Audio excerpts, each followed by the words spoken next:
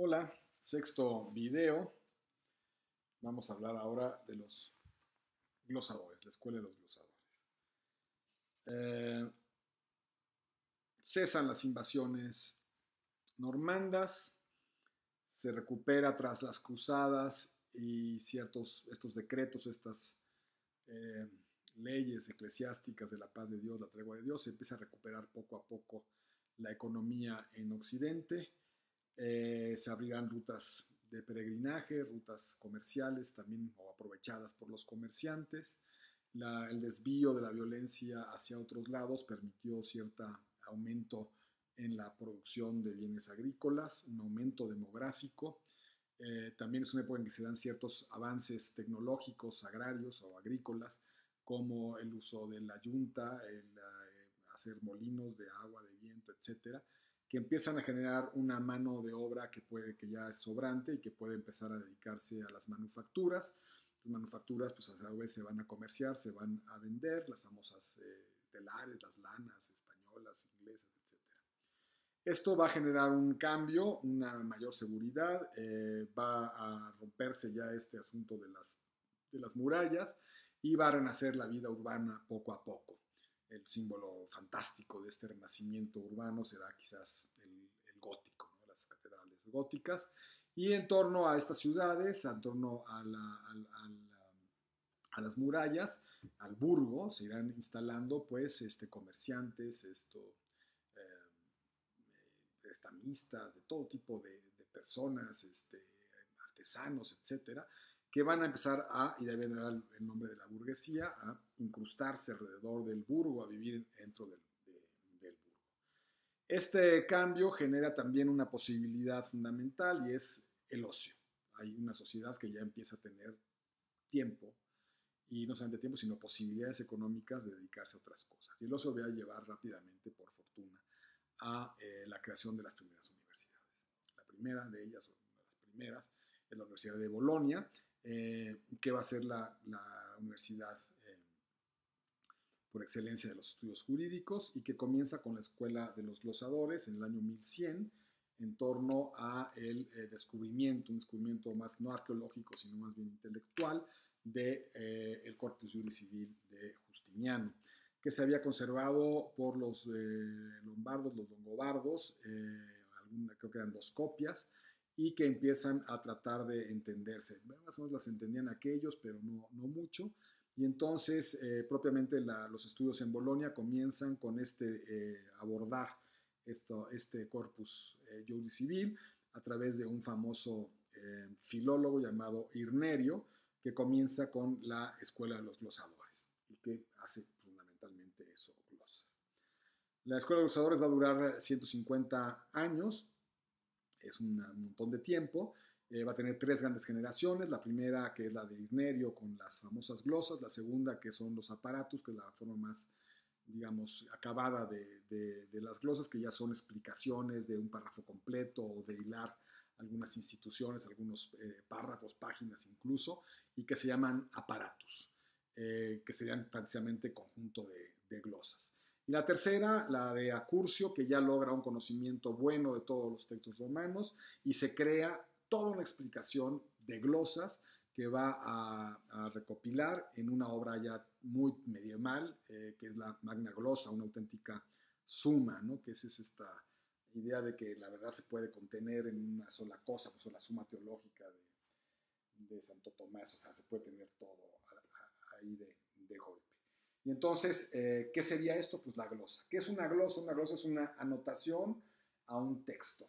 Entonces está la línea del texto, vamos a imaginar que se tiene aquí, ¿no? Un texto, hay una línea, y como no se entiende, pues empiezan en un lado, aquí, empiezan a tratar de ir descifrando, traduciendo lo que hay.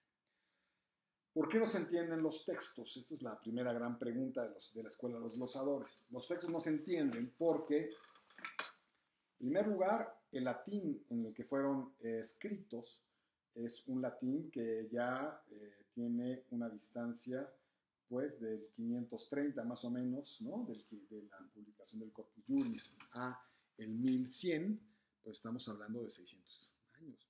Entonces ya no es el mismo latín que saben los medievales. Esta es una primera diferencia.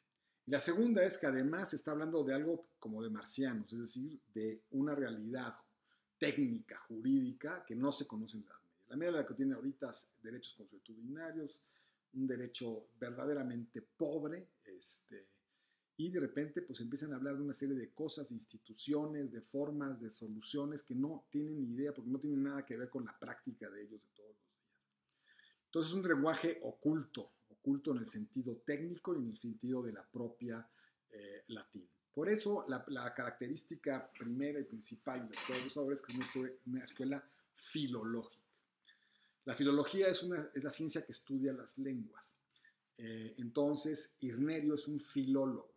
Es una gente que conoce el latín y que está tratando de descifrarlo, de traducirlo. Y este latín está oculto por este doble motivo, porque el latín ya no se habla el mismo latín que hace 6 siglos, y además es un lenguaje técnico. Es como si te encontráramos ahí una cosa para podernos, no sé, viajar en el tiempo, ¿no? Igual en algún idioma extraño, ¿no? Pero no entendemos lo que es viajar en el tiempo, pues entonces, por más que vayamos entendiendo el idioma, pues va a ser difícil imaginar lo que sería viajar en el tiempo. Esto fue lo que hizo que esto durara 150 años. Además, bueno, los medios eran pues, muy escasos, no había ni siquiera plumas, bolígrafos, cuadernos, no había nada. Esto hizo muy complejo toda esta cuestión. Entonces, el primer trabajo son las glosas, conjunto de glosas aparatus y ya una gran exposición de todos los textos romanos, la famosa Magna Glosa de Accurcio. Las características, la primera filológica, es decir, son filólogos, no son juristas, todavía no lo pueden ser. La segunda exegética. Exégesis significa que se ajusta al texto, no se salen del texto. Igual lo han visto en alguna iglesia, alguna cosa. Exégesis, clases de exégesis de la Biblia, que es como pues, explicarte lo que dice la Biblia y punto, nada más lo que dice ahí. Entonces, no se salen del texto, no van más allá del texto, están tratando nada más de comprender el texto. Por lo tanto, son escuelas que no son todavía prácticas y no van a ser, ni son, ni van a ser tampoco, ni los glosadores, ni los postglosadores, críticos, ni tendrán una visión histórica. ¿De acuerdo?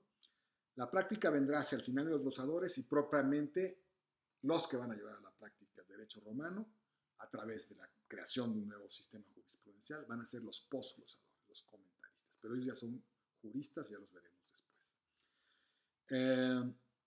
Que la escuela no sea crítica ni que tenga una visión histórica se enmarca perfectamente en el conocimiento medieval. Esto es lo que conocemos como el pensamiento autoritario. Autoritario en el sentido de que la autoridad es la única que avala ciertos textos y esos textos están de acuerdo con los cánones eclesiásticos, la revelación, etc. Si no se contraponen a la visión teológica, cosmológica, diríamos, del cristianismo, que es lo que impera en la Edad Media, pues van a ser tomados en cuenta y van a cobrar, pues eso, autoridad. Y se transmiten en el sentido autoritario, no de una manera científica ni de una manera crítica.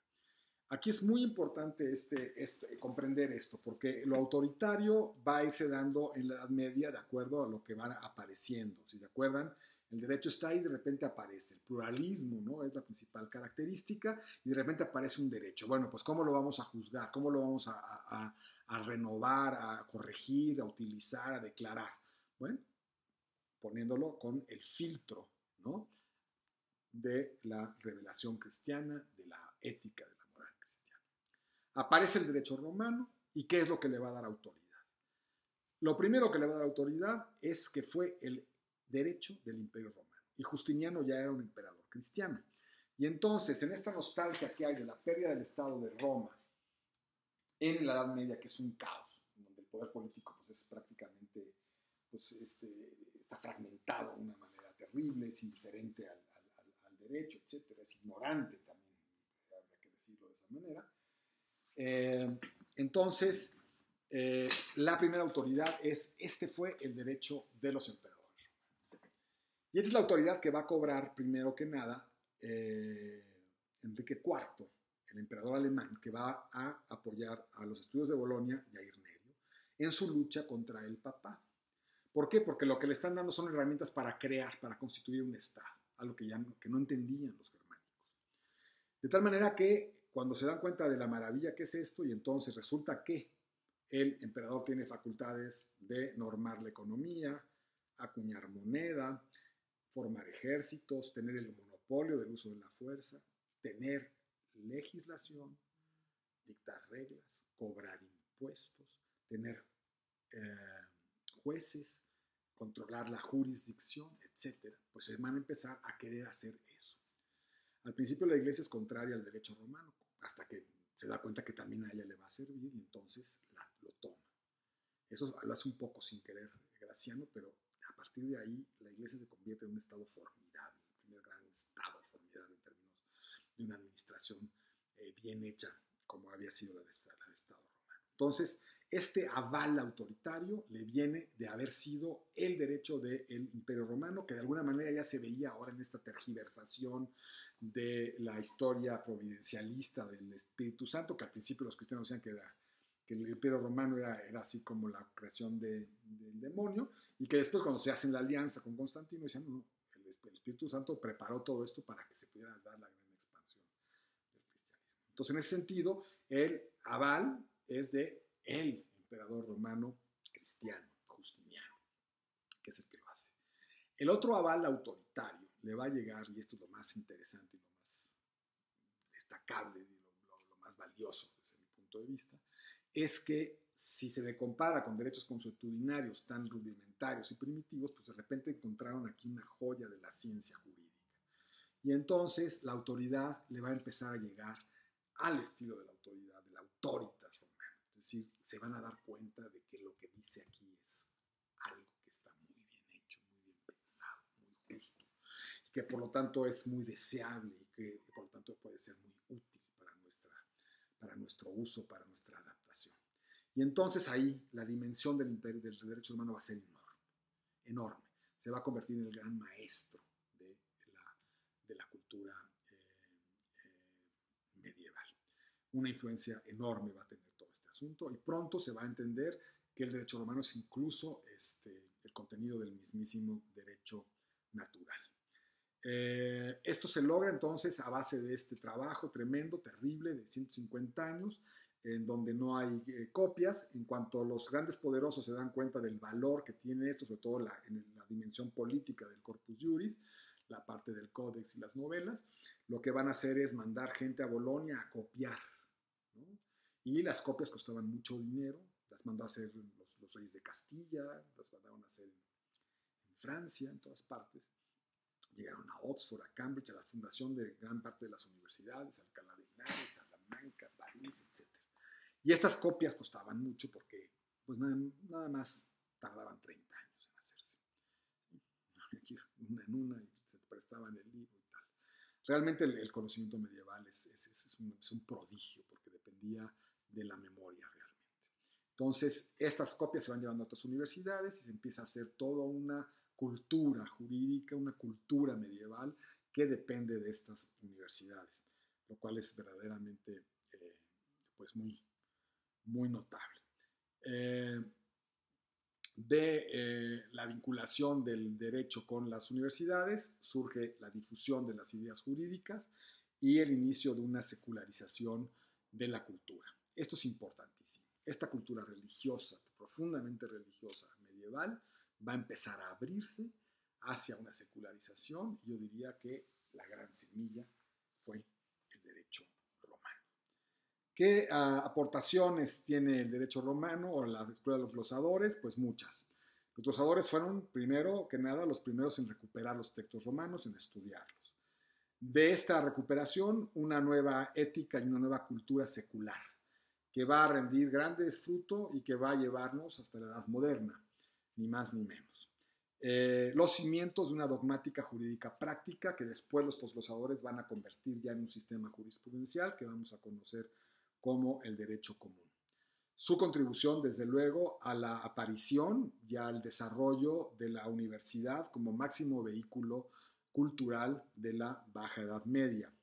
Con ello, con la universidad, la aparición de una especie de nueva clase social que van a ser los que estudiaron en una universidad, que se les conoce como letrados, y que van a a ser contratados por estas monarquías para ayudarles a hacer y administrar sus estados. A partir de ahí, quizás la aportación más importante a la aparición del Estado moderno, es decir, de estados ya territoriales, en donde se va a tender a buscar el uso de la fuerza y que va a iniciar un movimiento en las diferentes monarquías occidentales de reivindicar las facultades, las prerrogativas feudales que tenían los monarcas y que van a empezar a deshacer ese mapa de muchas bolitas y van a tratar de ir aglutinando poder. Esto nos va a llevar, después de cerca de 300 años, a la constitución de lo que se llama el Estado moderno, con la primera gran monarquía, la de los Reyes Católicos en España, ya con un territorio unido, con una legislación unida, con un derecho uniforme, con el monopolio de los usos de las fuerzas, etcétera, etcétera. Todo lo que implica un Estado moderno y que llegará hasta el más grande de los absolutismos que se dará con el famoso Luis XIV en Francia. Esta aportación al Estado moderno es importantísima. La secularización, insisto, y la separación de lo temporal y lo espiritual van a venir de alguna manera de este conocimiento del derecho romano. Particular importancia, la universidad medieval, que se constituye como una libre asociación de alumnos y de maestros, no como ahora que nada más andan vendiendo títulos y que no nos dan descuento a los padres que pagamos estas mugres clases disque virtuales. Pero bueno, comercial. Yo estoy enfadado. Pero bueno, libre asociación de alumnos y maestros, cuya finalidad, y esto es muy bonito, es la búsqueda de la verdad. Dirían los medievales, la búsqueda de la verdad en la diversidad. Esto es fantástico. De alguna manera, la Ibero pues, es una buena universidad que tiene buenas inspiraciones humanistas, medievales, y a mí me gusta mucho su lema, la verdad nos hará libres, porque hace una clara referencia a que pues, lo que empezamos a buscar en las universidades no era vender títulos y especialidades y crear una especie de tecnócratas, sino de buscar la verdad. Hoy sería casi una respuesta ridícula. Oye, ¿qué estás buscando? La verdad. No sé, la primera respuesta sería pues que la verdad no existe. No lo sé. Habrá que consultar con los relativistas. Pero era muy interesante todo esto. Fueron apoyadas monetariamente por reyes que tenían interés en obtener de ahí a gente preparada que los ayudara a ellos a administrar sus imperios, sus reinos, etc. Y de esta brotaron los famosos letrados. Básicamente se estudiaban tres grandes materias: teología, derecho y medicina. Los más altaneros y soberbios eran los que estudiaban derecho, que les llamaban, todavía en España les llaman letrados. Estos eran muy altaneros, muy soberbios, porque conocían algo, ¿no? Y se convierten en una clave para la transformación de Europa, de Occidente, y por cuanto se incorporan a estas nuevas formas de gobierno que llevarán, repito, hacia el Estado moderno y hacia los absolutismos occidentales. Estos letrados van a ser conocidos después como una especie, o se les va a llamar una milicia literata, ¿no? Una milicia de los letrados, de los que conocen, ¿no? Y habrá que siempre recordar al amigo inglés Francis Bacon y su knowledge is power, ¿no? Esta idea de que la razón está en el conocimiento y que el conocimiento es poder y que el principal poder se obtiene de la mejor herramienta que sería el derecho. Nos vemos.